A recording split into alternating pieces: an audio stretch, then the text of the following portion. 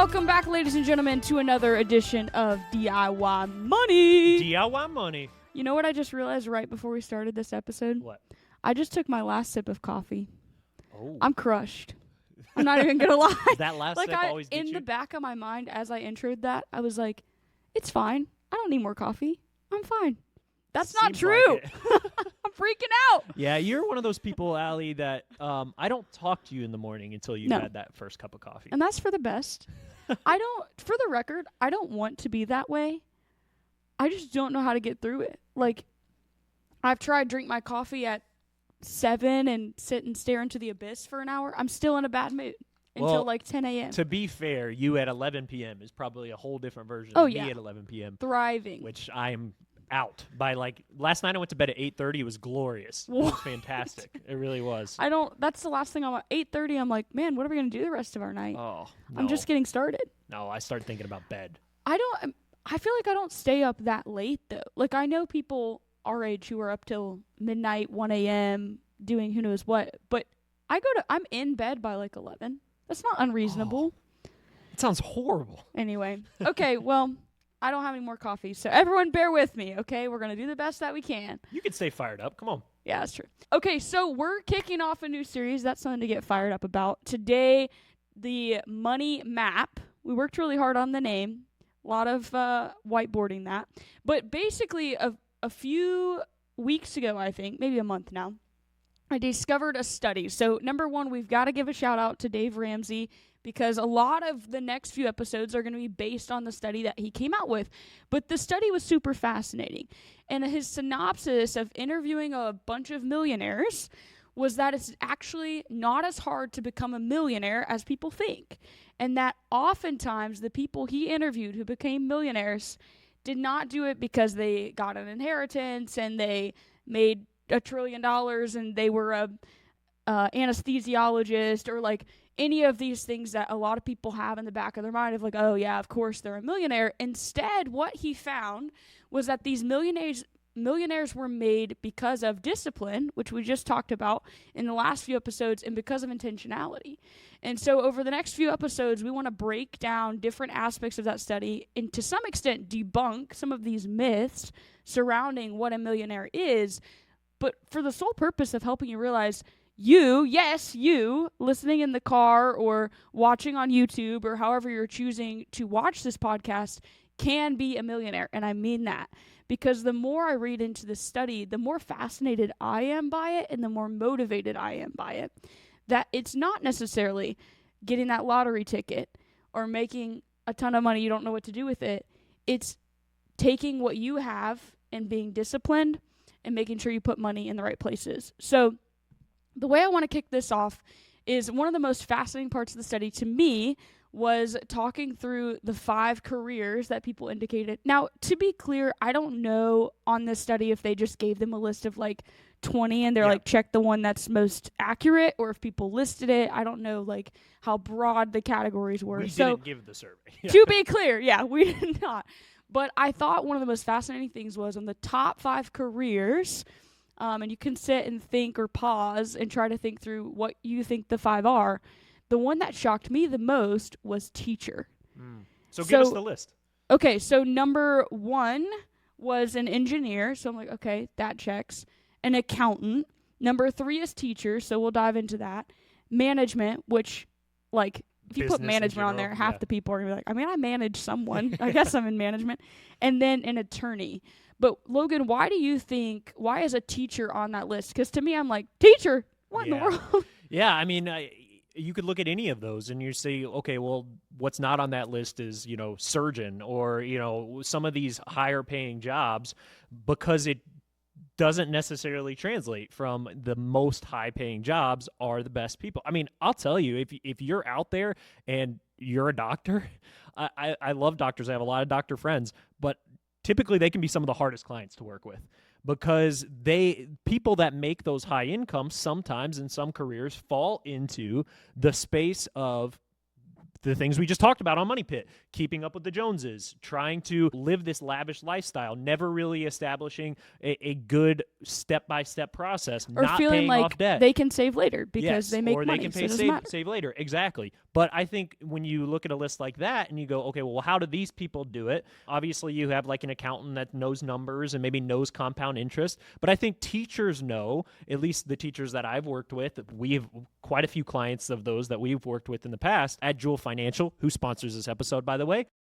We can see that they start saving early. They develop the discipline early, knowing, hey, I'm probably not going to make the most money over time, but I'm going to start putting chunks of money away early on in my career and let compound interest kind of take over from there. Right. And teachers, I feel like oftentimes when you enter into that career, they plan to be there forever. Like, they're not like, I'll try this out, I'll try something else. Like, when you go to school and you want to become a teacher, you want to become a teacher. You have a heart for it, for yeah, sure. Right. Because it's to them, most of the time, it's not about the pay.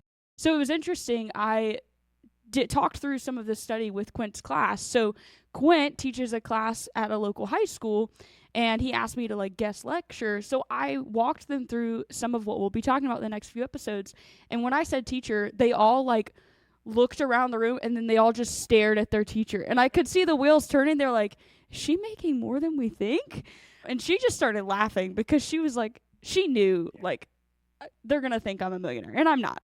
But I think the difference, and you nailed it, is that they don't start out their career thinking, well, I'll figure it out later, or, you know, I'll make more money in the future. It is what it is. They're like, okay, I have to start saving for retirement at my 22 years old because I know that I'm not going to have that opportunity later. And if I don't start now, I will not retire.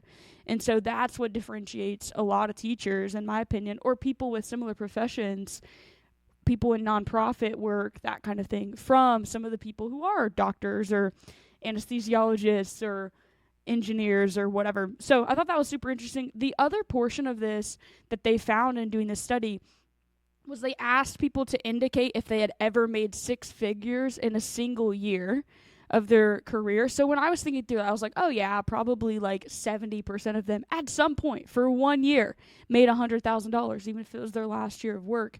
And what they found was 33% of people in this study never a single year made 6 figures. And 31% averaged $100,000 a year. So only a third of the people in the study actually became millionaires because they had high incomes, which makes me think, okay, 2/3 of the people never averaged 100,000. They were having fairly moderate salaries throughout their lifetime, and they just chose to be disciplined in what they were doing. Yeah, no, it's, again, you're having that discipline, and then you're having the intentionality of putting that money to work. We've said this scenario 100 times, probably just did it on a few episodes ago, but I'm going to say it again just because of how important it is. We talk about the car payment millionaire. Taking $500 a month instead of paying for a car, which hopefully you're building up money you're paying for with cash, or you're tackling that debt as quickly as possible as a part of the DIY money steps. But if you take $500 a month and instead of putting that towards your car, towards a vehicle, you take that $500 and you put it into the stock market. Let's say you, for instance, buy the S&P 500, annualizes about 10% return over time, and you sock that away, $500 a month every month. You do that for 30-year time horizon. Okay, so you're putting $500 a month, that's $6,000 a year, that's $60,000 over 10 years, $180,000 over 30 years that you have socked away and put into the stock market. If you do that for that 30-year time horizon, as the name implies, that $180,000 grows to $1 million. So it's not about having a $200,000 inheritance that you get and throwing it into the market and letting it grow. It's about systematically putting away money, intentionally saving, and this could be at 10% in your 401k or your 403b, that you're socking away, you're putting it to the side, and you're letting it grow for the long term. And over a 30-year time horizon, that grows to $1 million. Allie, what do you think it grows to if we extend that out 10 more years? Because we have a lot of people that are listening that are in their 20s that are just starting out in their career. What happens if instead of 30 years that you're doing that 500, you extend it out to 40 years? Well, I'm going to play the game because I know the answer. I've already talked about it before. Most people say, I don't know, maybe like $1.5 million. Yeah, Like right. an extra 200,000, something like that. Exactly. Thank you for playing along. You're welcome. So $2.5 million. Okay. So adding that extra 10 years. Why does this happen? And why is this so important? It's because compound interest, the eighth wonder of the world, happens in the long term. So in the short term, you're socking money away. You're in your 30s or 40s and you're putting money into an account. You might not see that huge, massive growth. You're not seeing the massive swings. You might be getting good percentage returns, but if you're looking dollar for dollar, you're going, wow, I'm nowhere close to my maybe longer term goal of how much I want to have in my accounts when I get close to retirement. But as you get closer to that time horizon, as you get to year 20, 22, 25, 27, 28, you start seeing that compounding effect happening, which just means, when I talk about compounding, it means the money that you grow in your accounts also grows. In one of the best books that we talk about often, Richest Man in Babylon, they talk about this constantly, about how you're putting those dollars are then going to be employees that you're going to put to work, and they're going to go to work for you. And then those employees are going to go to work for you, and it keeps compounding and growing. And in the long term, that's when you get significant growth. So that compound interest effect, and then setting money aside and starting to do that, it's one of the keys to that money map that we're talking about. Yeah. And remember, you can't get to year 28 where you have all those dollar employees, to use your terminology, working for you without having years 1 through 27. Like, you can't immediately flip a switch and be at that place. It's because of the intentionality of year 1, 2, 3, 4, 5, where you feel like I am making no progress, that you can build up the ability to compound in the future. Yeah, this is the wealth building stage. So if you're trying to go to this episode and you've skipped the Money Pit episodes, or you've skipped the Back to the Basic episodes, you're skipping too much, because you can't do this. And we see people trying to do this. They try to do the end game, the wealth building, without taking care of the basics first. You can't do it. If you're trying to have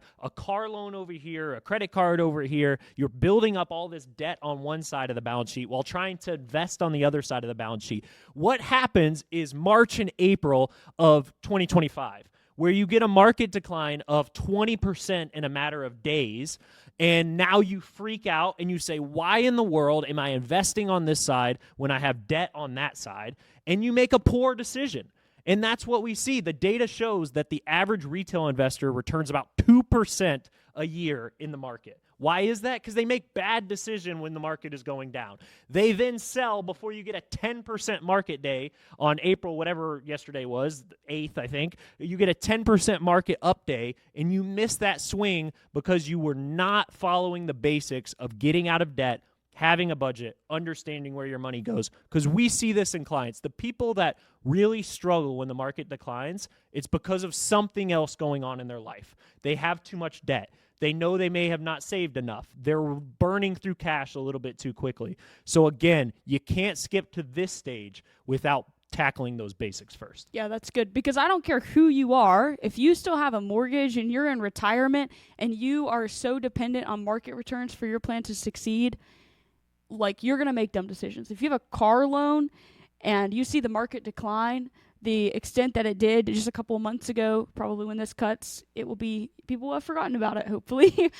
But you will make poor decisions. And we saw that in some of our clients calling us saying, what's going on? Should I get out? But the ones who didn't have debt, they didn't call. You notice the difference psychologically when you do take care of steps 1 through 3 before you start to build wealth. So it's very important. The last thing I'll add to this It Can Be You episode is, of the same survey, excluding salary, what percentage do you think, I'll make you play the game now since we're all playing the game, what percent do you think received an inheritance and that's why they did it? Yeah, I don't know. 30% maybe, millionaires? Mm-hmm. So 21% received an inheritance. 79% of people in this study did not receive an inheritance. That's not why they became millionaires. So that tells us millionaires are not born into wealth. Most of the time, they are made. So if you're looking at your parents or the lineage of people you came from who maybe weren't as savvy when it came to investing and finance and as disciplined on that road, you can be the exception. Because in a lot of cases, people wake up and decide, I want to be a millionaire. It has nothing to do with the situation that they have brought themselves into. All right, before we end the episode, just a couple of housekeeping odds and ends. I know we're doing these series. They're fantastic. We're really trying to give you guys some knowledge and information about the things that we're thinking about right now, but we still need questions. So send those questions to podcast@DIYmoney.org in order to give us those questions. If we use it on the show, you get a $25 Amazon gift card. This episode, all episodes are sponsored by Joule Financial, Joule Financial.com. Also, we are out on the socials right now. All of these episodes that we've been doing are now being cut in video. We're going to be sending those out. You'll see shorts. You'll see videos of that. So please check us out on social media. It's DIY Money Podcast.